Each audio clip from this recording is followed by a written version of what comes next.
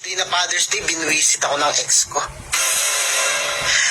Piniim ba naman ako, sabi, Happy Father's Day. Wala akong maireregalo sa isa ngayon.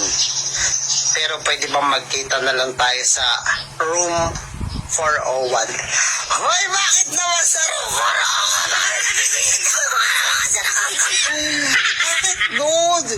Pwede naman sa labas na, bakit sa kwarto? Sabi niya, ipapatingin ko na lang sa iyo. Ano ipapatingin mo na sa yung niluto niya ba lang? Lulutuan niya na lang daw ako. Kasi lalo daw siya sumarap. Lalo siyang sumarap. Yung niluto, ang lalong sumarap.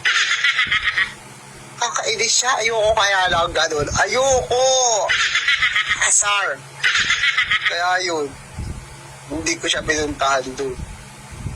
Siya yung pumunta sa akin. Ay, bakit naman? Ayoko talaga, ayoko. Nakakainis. Father's Day na Father's